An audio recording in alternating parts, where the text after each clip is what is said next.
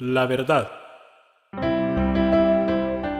El programa radial de la Iglesia de Dios en Panamá para ministrarle en esta hora la luz divina. Escuche, reflexione y analice y llegue a la conclusión según la verdad para el bien de su alma. Y ahora con ustedes, el hermano Gary Tomlinson de la Iglesia de Dios en calle Turín, Don Bosco, Samaria. Les enviamos a todos un caluroso saludo con un corazón muy agradecido a Dios. Y en una manera especial en esta ocasión, ya que en este mes de abril, cumplimos 20 años de ministración, 20 años del ministerio radial a este punto, que ha sido sola, única y exclusivamente por la gracia de Dios, que nos ha sostenido hasta aquí. Y deseamos seguir estando muy alentados también. Deseamos continuar el tiempo que Dios nos permita para lograr el mayor alcance posible y de esa manera que se cumpla el beneficio que Dios quiere para la humanidad. Les agradezco también en gran manera el equipo de trabajo que ha estado respaldándome en esto y han sido de mucho aliento para mí en todo este trayecto de estos 20 años de administración.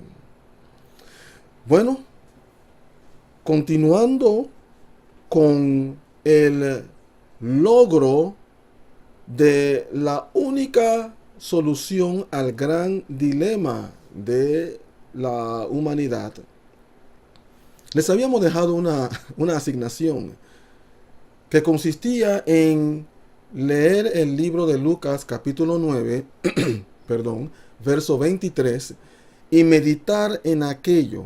El libro de Lucas capítulo 9, verso 23. Ya que habíamos dado inicio de esta serie a través del libro de Romanos, volviendo al libro de Romanos en el capítulo 6. Y habíamos arrancado desde el verso 1 en donde Pablo manifiesta, ¿qué pues diremos? ¿Perseveraremos en el pecado para que la gracia abunde? ¿Para que la gracia de Dios abunde? ¿Vamos a seguir pecando para que la gracia de Dios se siga manifestando, siga sobreabundando? Y Pablo dice, la respuesta es, en ninguna manera. En ninguna manera. ¿Por qué? Porque los que hemos muerto al pecado, ¿cómo viviremos en él? Y habíamos hecho mención del hecho de que existe solo una condición de dos en la cual el individuo puede estar. O está muerto o está vivo. Pero no puede estar vivo y muerto a la vez. Y esta condición de muerto al pecado es la clave del asunto para lograr esa vida consistente, libre de pecado. Cuando el individuo llega a morir de verdad ante la naturaleza carnal, muere ante el diablo, muere ante el mundo, en esa condición ya no responde ante estos agentes que continuamente subyugan la vida del individuo para llevarlo a pecar. Cuando el individuo muere ante estos agentes y el Espíritu de Dios entonces comienza a morar en él, dándole esa nueva naturaleza contraria a esa naturaleza carnal en la cual pecaba, dándole esa naturaleza divina para agradar a Dios naturalmente. Entonces el individuo comienza a vivir la vida victoriosa sobre el pecado, sobre el mundo, sobre el mismo diablo. Y habíamos considerado la porción en el libro de Lucas capítulo 9, verso 23, en donde Cristo les decía a todos, sin excepción alguna, si alguno quiere venir en pos de mí, niéguese a sí mismo, tome su cruz cada día y sígame. Niéguese a sí mismo, tome su cruz cada día y sígame. Ahora, es importante y es interesante también el hecho de que aquí no hace mención de la confesión de los pecados, del arrepentimiento, que son los elementos o son elementos importantes para el logro de la salvación. Pero en este punto, o en esta parte de la palabra, él hace mención de un aspecto importante dentro de la obra de salvación. En otras palabras, en ciertas porciones de la palabra, usted va a ver un aspecto de la salvación, y en otras porciones de la misma palabra de Dios, va a haber otros aspectos de la salvación, en donde la combinación de cada uno de estos aspectos lleva al individuo a esa experiencia gloriosa de salvación. Entonces, en esta porción de Lucas capítulo 9, verso 23, Cristo menciona el aspecto de la muerte, la muerte espiritual, por así decirlo, del individuo, porque no está hablando de llegar a un punto de crucificarse físicamente. No, esto no es una acción física, esta es una acción espiritual de la mente y el corazón, el espíritu, en donde el individuo, la vida del individuo embona con Dios. El individuo llega a una condición en donde se entrelaza con Dios. Ahora, meditando en el seguimiento de esta serie, voy a adentrarme a la explicación en una manera breve de toda la experiencia de salvación, que es ahí en donde se logra la solución al dilema de la humanidad, que es el pecado. Voy a adentrarme a esta explicación breve para luego adentrarnos en los detalles de aquello, porque creo que esto trabajará para producir el entendimiento necesario. Y es aquí en donde me hubiera gustado, y quiero instarle para aquellos que solamente están escuchando solamente el audio, cuánto quisiera que pudieran acceder al video en YouTube a través del canal de Ministerio Radial, cuya información damos al final de este programa, para que pueda percibir las imágenes a medida que vamos proyectando esto, de manera que pueda percibirlo claramente. Y ojalá lo pueda hacer. Le insto a que lo haga.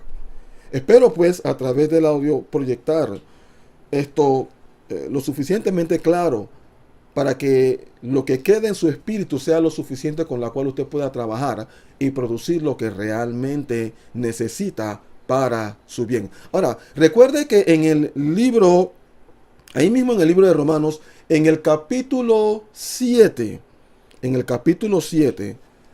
habíamos estado contemplando la condición de el hombre dominado por la naturaleza carnal, en esa doble vida conflictiva. Quiero, no quiero, quiero y no quiero. Hago lo que no quiero, pero lo que quiero no lo hago.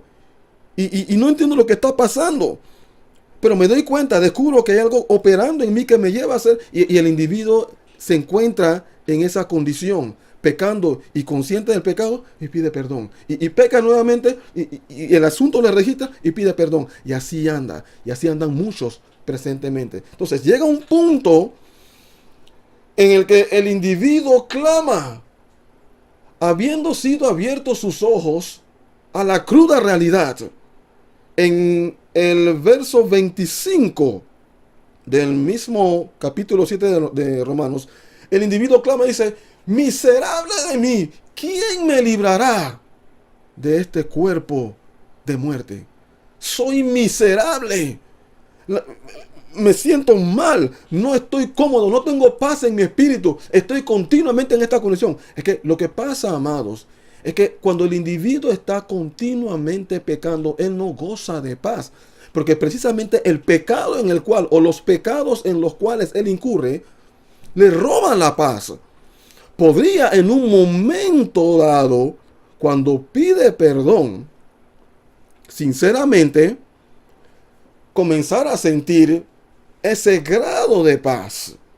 Eso puede darse, pero tristemente es temporal, cuando debería ser continuo. ¿Pero por qué es temporal? Porque el individuo vuelve a incurrir en el mal, como consecuencia de la presencia y la actividad de la naturaleza carnal en su espíritu. Entonces no hay paz plena, no hay paz continua. Como usted tiene un amigo y usted ofende a esa persona continuamente, usted no puede estar en paz con esa persona, porque lo está ofendiendo. La persona se siente mal. La persona no tiende a evitar esa compenetración. Por favor, ¿quién va a querer compenetrarse con alguien que continuamente le está ofendiendo? Entonces, por favor, veamos a Dios de esa manera. Es lo mismo que se da con Dios. Entonces el individuo, al darse cuenta de la cruda realidad, ¿quién me librará de este cuerpo de muerte? Y él manifiesta externamente ese clamor, porque es lo que se está dando en su espíritu. Su espíritu clama y él exterioriza ese clamor por la vigencia y la operación de la carne, que lo tiene dominado y lo lleva continuamente al pecado. Así es. Eso es exactamente lo que se está dando en la vida de la gran mayoría en la masa humana.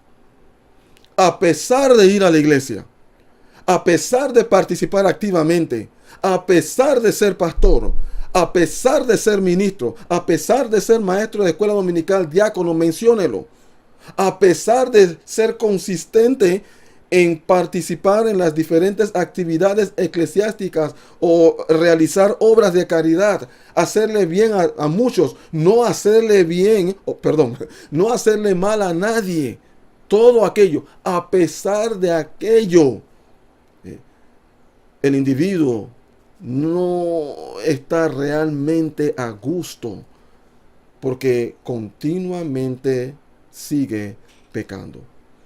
Entonces él llega a una condición como quien se sienta en una silla y sufre a raíz de aquello, y llega a la conclusión de que su vida es prácticamente nada.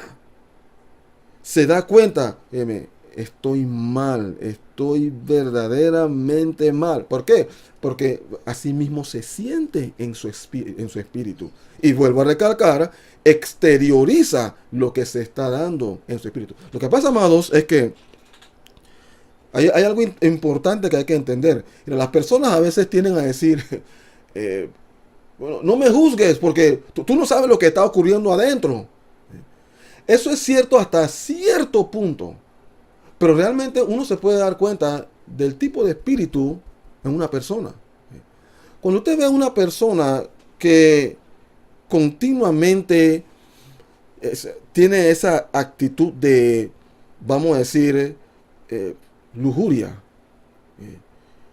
y está continuamente acechando a las mujeres, y esa es su vida, usted puede estar plenamente convencido de que su espíritu es así.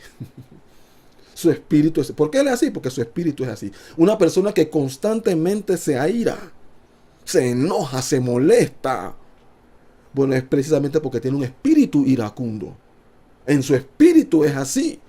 Nosotros fuimos hechos de esa manera. Entonces uno se puede dar cuenta de aquello, cómo es su espíritu. ¿Por qué? Porque lo está exteriorizando. Entonces, cuando el individuo exterioriza o manifiesta, y eso lo manifiesta a través de su voz, lo manifiesta a través de sus miembros, a través de su físico. Bueno, él llega a una condición donde él se da cuenta de lo mal que está y se arrepiente, porque Dios lo lleva a esa condición de arrepentimiento. Dios produce en el individuo el arrepentimiento, porque Dios lidia con el individuo y le hace ver su presente condición, produciendo aquello en él. El individuo triste y arrepentido por los males en los cuales ha cometido debido a la actividad de la naturaleza carnal, el viejo hombre, el espíritu de pecado, quien se mantiene firme en él, el individuo entonces busca ayuda. Busca ayuda. Y es allí en donde acude al Señor. Es allí en donde acude al Señor. Y en esa condición quebrantada, esa condición de quebrantamiento, le pide perdón a Dios. Confiesa sus pecados. Los confiesa. Todos los que pudiera recordar, porque es imposible que como seres humanos nos acordemos de todos los pecados habidos y por haber desde que éramos niños. Me arrepiento a los 27 años y tratar de recordar todos los males que he cometido durante esos 27 años, eso es imposible. Hay muchos males de los cuales nos olvidamos. Pero Dios, viendo nuestro espíritu, en el cual manifestamos nuestro pesar, es que eso es lo que es el arrepentimiento. El arrepentimiento es un quebrantamiento en el espíritu del individuo. El individuo está quebrantado, está triste, está dolorido por haber incurrido en lo que incurrió, por haber permitido que se diese lo que se dio en su vida, pero principalmente por haber ofendido a Dios. Y en esa condición quebrantada, él comienza a dar un giro en dirección contraria a la cual se estaba enrumbando. El arrepentimiento es un giro. Estamos hablando de un giro de 180 grados de una dirección X hacia la dirección contraria. Ya no me voy a encaminar en aquello. Y sabe, en esta experiencia de salvación, este asunto del arrepentimiento es un aspecto que debe mantenerse continuamente vigente en todo el trayecto de la vida del individuo. Y cuando hablamos de ese arrepentimiento continuo, no nos estamos refiriendo a esa condición en donde uno se va golpeando y se va latigando y está en una continua penitencia, porque eso no es, a eso no me estoy refiriendo. A lo que me estoy refiriendo es la conciencia. Como cuando uno, al paso de los años, en un momento dado uno recuerda lo que fue en el pasado y me repugna. Ya yo no quiero. Bueno, esto ocurrió 15 años atrás, pero todavía en mi espíritu estoy arrepentido de haberlo hecho. Ya yo no quiero volver a aquello. No, ni siquiera quiero pensar en eso. Bueno, a eso es a lo que me estoy refiriendo. Porque la razón por la cual muchos vuelven al pecado es porque dejan de estar arrepentidos. Pierden eso. Porque el individuo que no está arrepentido va a volver a cometer el mismo mal. Entonces, en esa condición el individuo va delante de Dios y le pide perdón por todos sus pecados. Por todos sus pecados.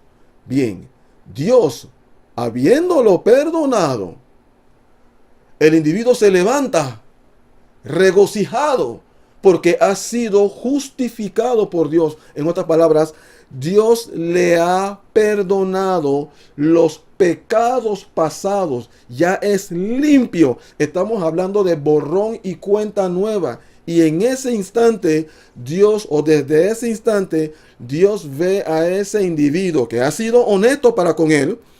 Dios ve a ese individuo como si nunca hubiera pecado. Así es. El individuo se levanta regocijado porque en su espíritu él está regocijado. Es que lo que, lo que es importante entender, amados, ¿sí?, es que la ausencia de pecado, la ausencia del pecado produce regocijo. La ausencia del pecado produce gozo. Porque ya no está ese sentido de condenación. Ya no está el dedo acusador de Dios sobre el individuo. Ya no está ese cargo de conciencia. Ya el individuo puede dormir tranquilamente, sin temor alguno. ¿Por qué? Porque ha sido justificado delante de Dios. Ha sido justificado delante de Dios. Pero Dios dice, ok, te he justificado, pero un momento. Todavía no he terminado contigo. La naturaleza carnal todavía está vigente en tu espíritu. Y yo necesito realizar otra obra en ti para purgarte de esa naturaleza carnal, para purgarte de ese viejo hombre. Porque si yo no llevo a cabo esa obra, si yo no te purifico de la naturaleza carnal, vas a volver al pecado. Y será prácticamente en vano. Se echará por tierra lo que habré hecho contigo hasta ahora. Ahora, si usted, juntamente con esto, es importante que usted perciba que cuando el individuo es justificado, ahí mismo está el Espíritu de Dios, listo para realizar la segunda obra. ¿Por qué segunda obra? Porque la primera se realizó, que era la justificación. En el instante en que el individuo ha pedido perdón por sus pecados, los ha confesado, está arrepentido en ese espíritu de honestidad, no está jugando con Dios. Él va en serio. Dios, viendo su honestidad, lo perdona, lo justifica, porque el individuo lo cree, el individuo lo toma, él cree en lo que Cristo hizo por él en la cruz, él cree en el poder de la sangre de Cristo, el poder de la vida de Cristo, en la obra del Calvario, para purificarlo de los pecados y llevarlo a esa condición de completa purificación. Entonces, una vez realizada esa obra, el individuo es justificado. Dios dice, ahora necesito realizar otra obra en tu interior para llevarte a esa condición de santificación, a esa condición santa, en donde ya no va, es esa, en donde la naturaleza carnal ya no va a tener poder para llevarte nuevamente al pecado. Y claro, el individuo, estando consciente de aquello, ya hastiado de pecar, hastiado de ser llevado por la naturaleza carnal al pecado, el individuo dice, ¿cómo no, Señor? Haz conmigo lo que quieras. Tú tienes el poder. Para ti no hay nada imposible. Tú puedes llevar al individuo. Y es aquí en donde es importante el aspecto de la fe. El creer que Dios tiene la capacidad de llevar al individuo a esa condición de ser completamente librado del pecado. Dios dice entonces, ¿cómo no? Yo lo puedo hacer. Yo tengo todo poder. Pero yo quiero tener la seguridad, si es que tú realmente lo quieres. Y el individuo, claro, como lo quiere, se adopta una posición en la que está listo para la operación. Como quien se acuesta en ese quirófano, en el quirófano espiritual de Dios, y le dice, realiza la operación. Dios dice, muy bien. Y es aquí en donde nos adentraremos o nos adentramos a el libro de Lucas capítulo 9, 23. Si alguno quiere venir en pos de mí, ¿recuerda la porción? Si alguno quiere venir en pos de mí, niéguese a sí mismo, tome su cruz cada día y sígame. Dios dice entonces, tu parte es morir. Tu parte debe ser tomar la cruz e identificarte con Cristo en todos los aspectos de tu vida. Identificarte con Cristo en la cruz. tú debes morir. Y el equivalente de morir es el de cesar de corresponder. Cesar de corresponder a las instigaciones, a las tentaciones que vienen por los diferentes, a través de los diferentes agentes tendientes a hacer al individuo pecar. ¿Y cuáles son esos agentes? Primordialmente esa misma naturaleza carnal. Esa misma naturaleza carnal. Morir a ella. En segunda instancia, morir al mundo.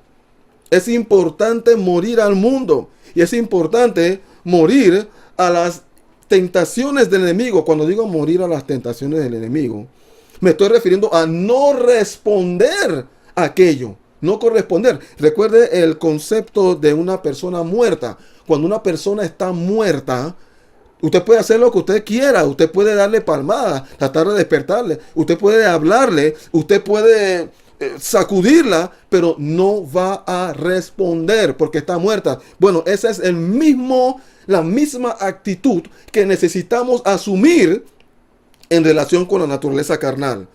En otras palabras, si antes yo me entregué a la pornografía, a la lujuria, que si antes me entregué a piropear a las muchachas y todo aquello, a mirarlas con ojos, esos ojos de pecado, entonces en ese instante, cuando yo adopto morir, es una determinación que uno toma, una decisión que uno toma. Cuando yo decido morir, entonces en el momento, en ese instante, entonces Dios concede su espíritu. Él da su espíritu para morar dentro del espíritu del ser humano, y el espíritu de Dios quiebra el poder de la naturaleza carnal en la vida del individuo, morando como el hombre más fuerte. El hombre más fuerte. Entonces, estando el Espíritu Santo morando en la vida del individuo, lo capacita con el poder para vencer toda tentación. En otras palabras, cuando en ese momento pasa una muchacha y la naturaleza carnal trata de levantarse, el diablo trata de tentar. Oye, mírala. No voy a mirar. No voy a mirar. El Señor me ha capacitado con el poder para vencer esto. Y ya yo he determinado no volver a mirar con esos ojos de pecado. No lo voy a hacer. Ciertamente, al principio ha de ser difícil. ¿Por qué? Porque el individuo se ha acostumbrado sus ojos a mirar. Pero cuando adopta la condición de muerto, no respondo. Oye, responde, mira, está pasando, oye, mira cómo se ve. Estoy muerto. Pero cuando Dios me llama, estoy vivo para Dios. El asunto ha cobrado un giro, ese giro de 180 grados, contrario a la dirección en la cual me enrumbaba. Entonces, es allí, amados, en donde el individuo vive esa vida santa, libre de pecado, porque ha tomado su cruz. Y mientras se mantiene muerto día a día, asimismo el Espíritu Santo se mantiene viviendo, dotándolo con el poder suficiente para esa vida victoriosa. O sea, dicho sea de paso, es allí en donde el individuo verdaderamente vive en victoria. Y viviendo en victoria manifiesta la experiencia gloriosa de salvación, habiendo logrado la solución al gran problema de la humanidad, que es el pecado. Por tanto, amados, se puede. Y espero que a través de esta breve, por así decirlo, presentación, esto haya trabajado para darle luz y esperanza para que usted también lo logre, porque esa es la idea, que usted también lo logre. Apenas estamos raspando la superficie en cuanto respecta a esto, porque hay mucho que decir, por lo cual seguiremos. ¿Ha escuchado usted la verdad? Sus preguntas pueden ser aclaradas llamándonos al 507-398-1667. Repetimos, 507-398-1667. Visítenos a nuestro sitio web www.laiglesiadediospanamá.com. Repetimos, www.laiglesiadediospanamá.com. Contáctenos desde cualquier punto del mundo para aclarar sus dudas, para consejerías personales, enseñanzas, charlas, seminarios o prédicas. Que Dios haya ministrado a su mayor necesidad es nuestra oración. No olvide, suscríbase a nuestro canal La Verdad.